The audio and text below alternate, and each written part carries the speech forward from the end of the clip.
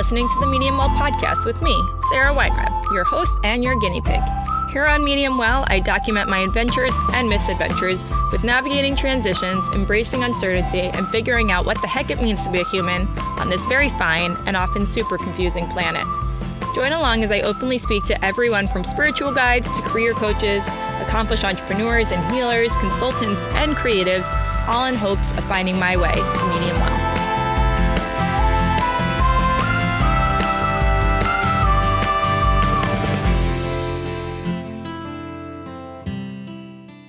Today I'm starting a new series on the podcast. They're going to be solo podcast episodes, so I'll be coming to you solo. Well, at least for now, that's the plan. And I'll be sharing a 5 to 15 minute little tip or piece of learning that I'm thinking about, I'm seeing working with clients, I'm seeing in my business, I'm exploring, really just to help stimulate conversation, new thoughts in your mind, new ways of thinking about things.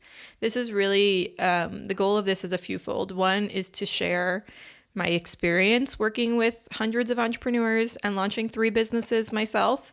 Another is to kind of talk through in real time what I'm learning and what I'm thinking and what I'm rethinking.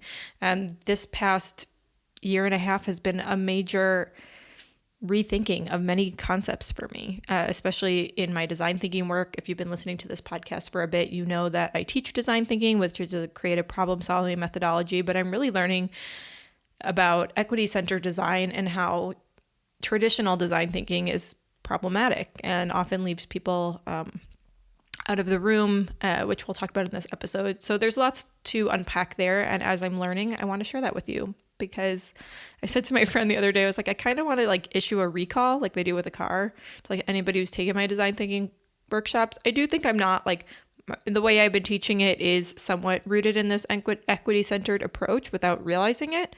But at the same time, there's a lot I would do differently. So thanks for being here and being with me as I evolve. I think that that's part of the process of working towards a more just and equitable future, is admitting where you didn't know something or where you taught something that maybe you now know is problematic and reteaching it, rethinking it.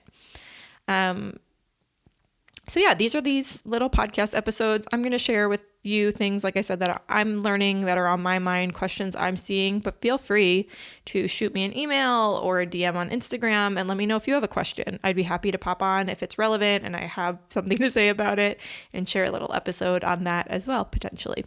So thanks for being here. And today I want to talk about the concept of within design thinking, which if you don't know what design thinking is, I have previous episodes on it, but it's almost not even, you don't even really need to know the methodology in order to hopefully take something away from this conversation. So what I've been thinking a lot about lately and learning a lot about lately and reading a lot about lately is the concept of who is at the table when you are making decisions in your business, in your organizations, in your nonprofits.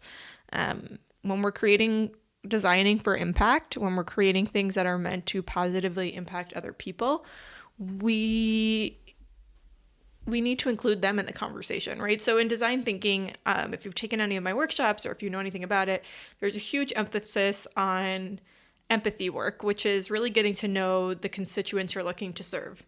But oftentimes when I was first learning about design thinking and teaching design thinking, I would say we design for people, right? Like we design, Sally has this problem, I'm designing a solution for her. When we say design, it doesn't necessarily mean graphic design. It means everything in our society is design, whether that's the way your house is, or, the way you structure your offerings that are services or a product or whatever. So oftentimes we see the language of designing for people, which inherently to me at the beginning was great. We're not just designing the things we want, we're designing for people. But really that's a problem, right? Because we need to be designing with people. When we're kind of traditionally looking at business and entrepreneurship and seeing who is at the table in these conversations, who's included, it's generally there's often a imbalance of power, right?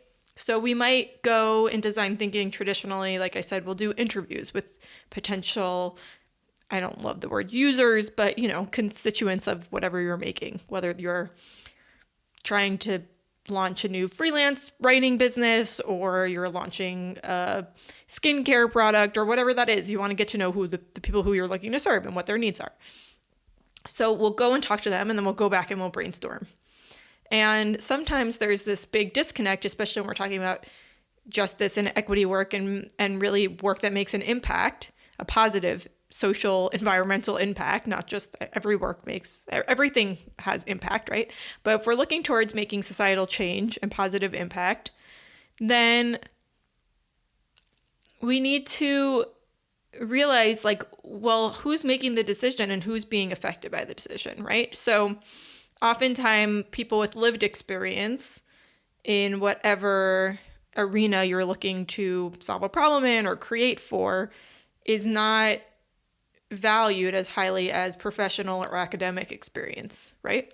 So, for example, and this is not like my lane or my zone of genius, but this is what just popped into my mind. Like if we're designing some kind of solution offering service for people who recently were released from prison to prevent them from going back to prison and to help them to integrate back into post-prison life, right?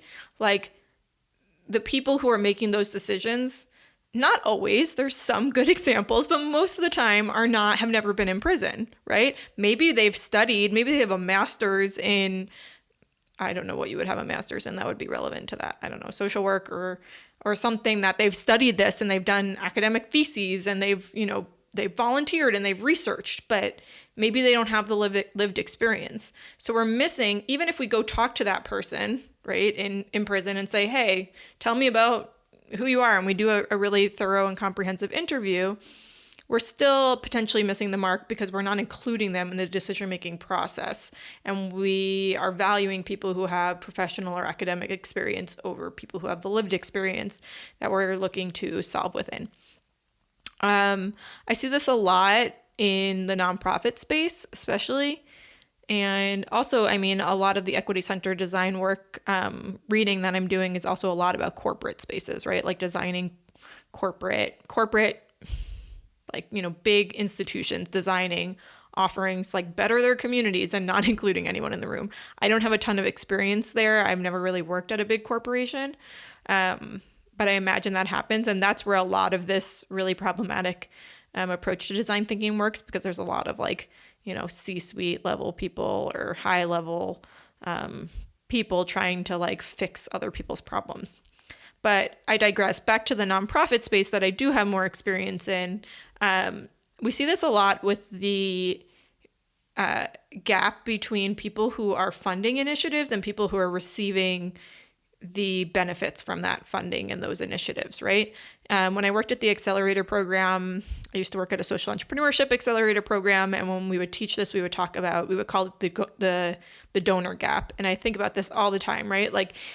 Traditionally, and like I said, there's always exceptions, but traditionally in the nonprofit space, there are wealthy philanthropic donors or people with access to wealth, power, privilege, resources that will provide funding, donations to fund initiatives that nonprofits then serve up to people who might not have access to something, right? Like people who might not have access to food or shelter or social services, right?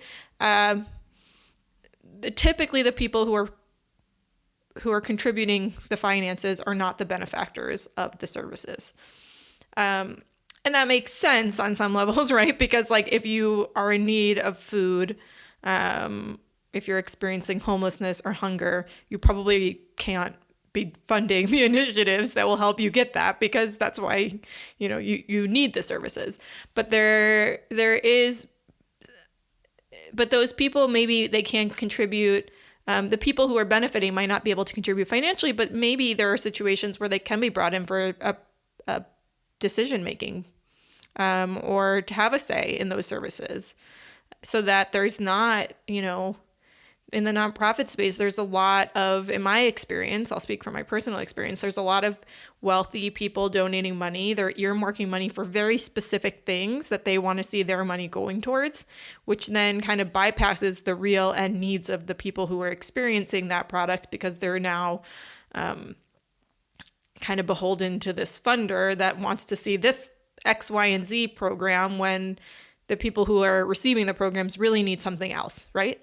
And that's really gross, like it's kind of problematic, and it's kind of doesn't really make sense if we're trying to make impact. I was reading this fantastic article from, where is this from? Fast Company. It's called "The Most Popular Design Thinking Strategy is BS."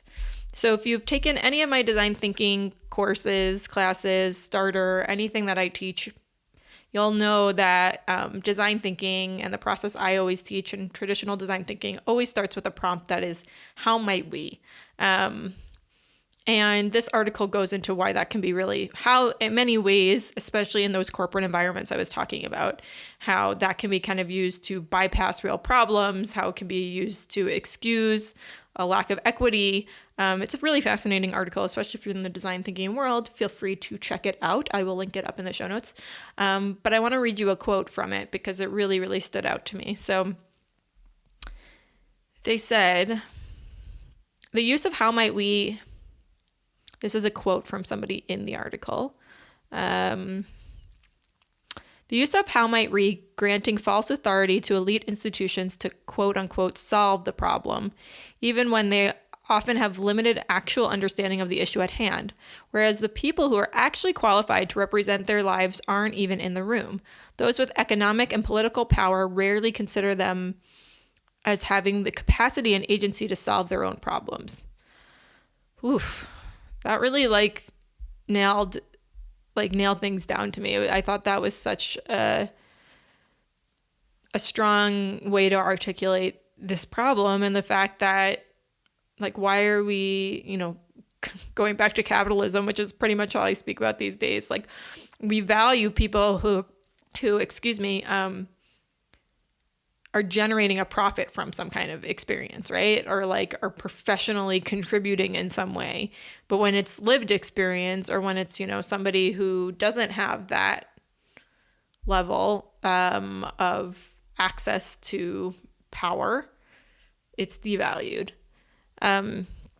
So they say there's a few different questions that they propose to replace with how might we, and one of them is, who should we talk to? And the other one is, why are we doing this? And I love especially who should we talk to, because it really helps us to think about okay, we're trying to work on this issue.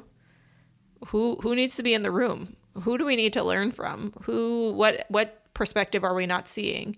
And I'll caveat this, and this is why I was saying that I think a lot of the workshops I do don't necessarily kind of bleed over into the problematic zone of design thinking, with the fact that most of the people, I would say the majority for sure, I don't know what percentage of the people that I've worked with in helping to launch projects, businesses, initiatives that make an impact, are working to serve directly in their community, which I think is a really powerful and important thing, right? We're not coming in from this outside lens to solve a problem, solve somebody else's problem.